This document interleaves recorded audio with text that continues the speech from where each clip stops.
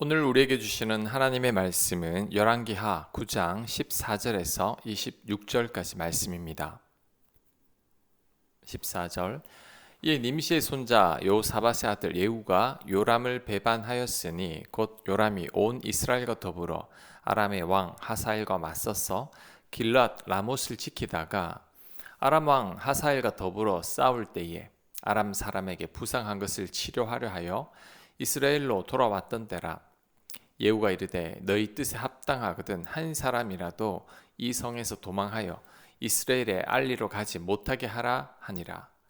예후가 병거를 타고 이스라엘로 가니 요람 왕이 거기에 누워 있었습니다. 유다의 왕 아시아는 요람을 보러 내려왔더라. 이스라엘 망대에 파수꾼 하나가 서 있더니 예후의 무리가 오는 것을 보고 이르되 내가 한 무리를 보나이다 하니 요람이 이르되 한 사람을 말에 태워 보내어 맞이하여 평안하냐 묻게 하라 하는지라. 한 사람이 말을 타고 가서 만나 이르되 왕의 말씀이 평안하냐 하시도이다 하매 예후가 이르되 평안이 너에게 상관이 있느냐 내 뒤로 물러나라 하니라. 파수꾼이 전하여 이르되 사자가 그들에게 갔으나 돌아오지 아니하나이다 하는지라.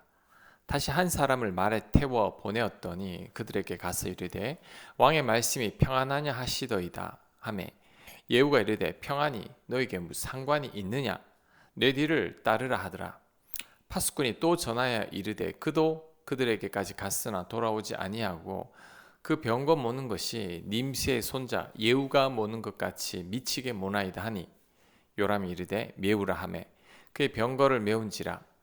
이스라엘 왕 요람과 유다 왕 아시아가 각각 그의 병거를 타고 가서 예후를 맞을세 이스라엘 사람 나봇의 토지에서 만나매 요람이 예후를 보고 이르되 예후야 평안하냐 하니 대답하되 네 어머니 이세벨의 음행과 술수가 이렇게 많으니 어찌 평안이 있으랴 하더라.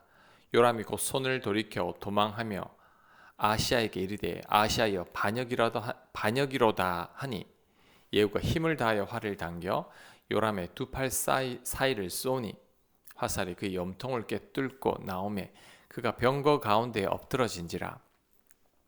예후가 그의 장관 빗갈에게 이르되 그 시체를 가져다가 이스라엘 사람 나봇의 밭에 던지라. 네가 기억하려니와 이전에 너와 내가 함께 타고 그의 아버지 아합을 쫓았을 때에 여호와께서 이같이 그의 일을 예언하셨느니라. 여호와께서 말씀하시기를 내가 어제 나봇의 피와 그의 아들들의 피를 분명히 보았노라. 여호와께서 또 말씀하시기를 이 토지에서 내게 갚으리라 하셨으니 그런즉 여호와의 말씀대로 그의 시체를 가져다가 이 밭에 던질지니라 하는지라. 아멘. 이스라엘 요람 왕은 아람 왕 하사엘과 전투 중에 부상을 입고 이스라엘로 돌아왔습니다.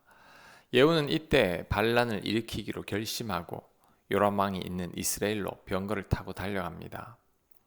예후가 이스라엘 근교에 나타나자 요람 왕은 다가오는 군대를 보고 두 차례나 사자를 보내 평안을 묻지만 예후는 그들을 자기 편으로 만들어 버립니다.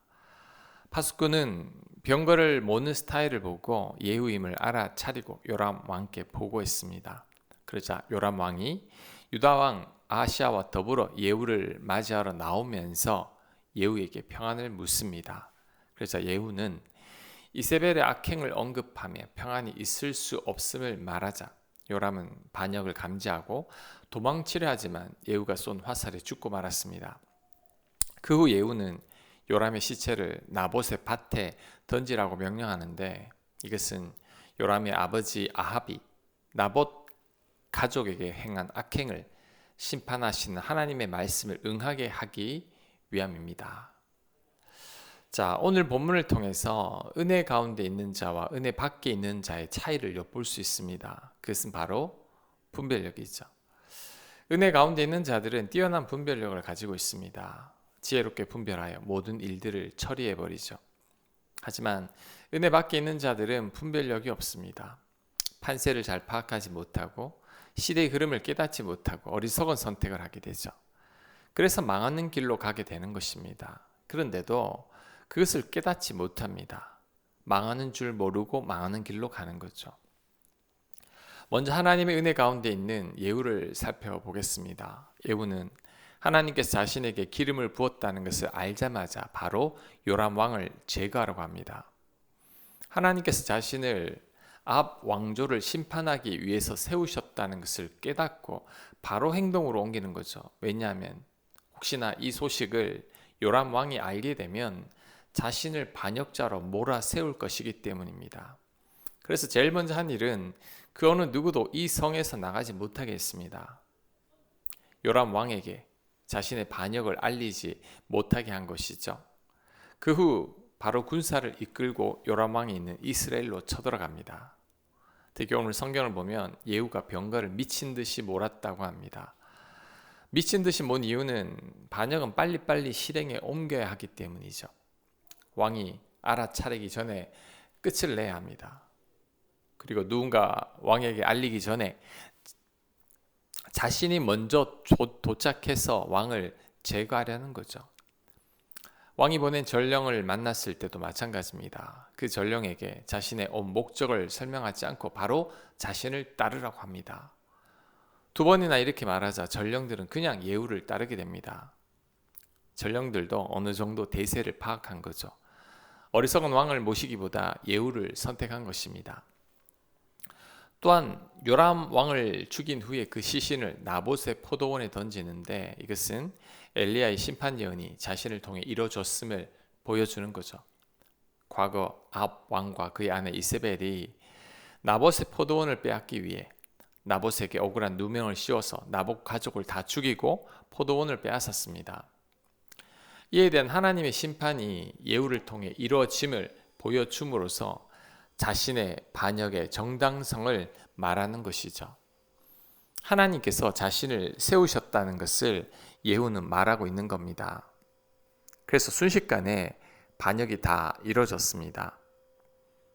예후가 하나님 은혜 가운데 있으니 지혜롭게 분별해서 빨리 다 대처하게 된 것이죠.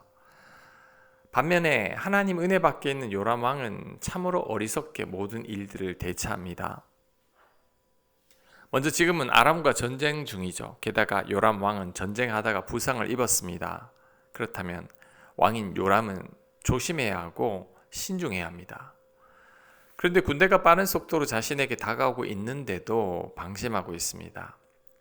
그것도 급히 군대가 자신에게 몰려오고 있는데도 전혀 눈치를 못 채는 것 같습니다. 그래서 전령들을 2번이나 보냈습니다. 그런데 보낸 전령들이 돌아오지를 않습니다. 그렇다면 전쟁을 대비해야 합니다. 뭔가 불길한 낌새를 알아차려야 하는 거죠. 그런데도 그것을 깨닫지 못하고 오히려 어리석게도 예후를 맞이하러 나갔습니다. 전쟁을 대비하고 잘 방비했더라면 허무하게 죽지는 않았을 것인데 그것을 분별하지 못하는 거죠. 결국 뒤늦게 반역을 알아차렸지만 너무 늦었습니다. 예후가 쏜 화살에 그 자리에서 죽고 말았죠. 하나님 은혜 밖에 있으니 어리석어서 제대로 분별하지 못하고 있습니다. 미련해서 사지로 직접 걸어갔던 것이죠. 예후와 요람 왕이 극명한 차이를 보여주고 있죠. 예후는 지혜롭게 분별해서 왕이 찬탈을 순조롭게 하고 있습니다. 하지만 요람 왕은 어리석게 대처하다가 결국 죽고 말았죠. 우리들도 충분히 이렇게 될 수 있습니다. 은혜 가운데 있는 분들은 지혜롭게 잘 분별해냅니다. 만나야 할 사람들을 만나고 가지 말아야 할 곳에 가지 않고 선택도 지혜롭게 잘 분별해서 합니다. 성경 말씀에 순종하고 하나님 말씀과 위배될 때에는 절제합니다. 잘못된 일에 쉽게 휘말리지도 않습니다. 구설수에 오르는 일도 없죠. 반면에 하나님 은혜 밖에 있는 자들은 지혜가 없어서 자꾸만 어리석은 선택을 하게 됩니다. 요람 왕처럼 잘못된 길로 가게 되죠. 만나지 말아야 할 사람들을 만나고 가지 말아야 할 곳에 가고 구설수에도 자주 오릅니다. 하나님 말씀과 대치되는데도 그것을 깨닫지 못하고 자꾸만 반대로 걸어갑니다. 그런데도 더 안타까운 것은 자신이 그런 줄 모른다는 거죠. 특히 이런 분들이 사람들의 말을 안 듣습니다. 심지어 하나님 말씀도 안 듣습니다. 귀가 막히고 눈이 가려져서 보지 못하고 듣지를 못하는 거죠. 끝까지 자신이 옳다고 주장하고 고집을 피웁니다. 아주 뒤늦게 그것을 깨닫게 되지만 그때는 너무나 늦은 거죠. 내가 가는 길이 자꾸만 안 좋은 길로 흘러간다면 빨리 깨달아야 합니다. 나쁜 조짐이 자꾸만 보인다면 스스로를 성찰하고 반성해 봐야 합니다. 내 안에 평안이 없고 기쁨도 없고 성령의 9가지 열매도 보이지 않는다면 내가 지금 요람의 길을 걸어가고 있는 것이죠. 이때는 빨리 깨닫고 회개하고 하나님께로 돌아와야 합니다. 그래야 요람처럼 되지 않습니다. 지금 나는 지혜로운 예후가 되었는지 어리석은 요람 왕이 되었는지를 잘 성찰해 봐야 합니다. 우리는 늘 하나님의 은혜 가운데 있어야 합니다. 그래서 하나님의 도우심과 인도하심 가운데 있어야 합니다. 그럴 때 예후처럼 지혜롭게 분별하는 사람이 될 것입니다. 아멘. 묵상과 적용 질문입니다. 최근 한 달간의 내 삶을 잘 반성해 보시기 바랍니다. 하나님 은혜 가운데 있었는지, 하나님 인도하심 가운데 있었는지를 잘 성찰해 보시기 바랍니다. 기도합니다. 하나님, 어리석은 요람이 되지 않게 하시고 예후처럼 하나님의 은혜와 인도하심 가운데 있게 하옵소서. 우리의 눈을 밝히시고 귀를 여셔서 하나님의 뜻 가운데 있게 하시고 하나님의 음성 들으며 살게 하여 주시옵소서. 예수님 이름으로 기도합니다. 아멘.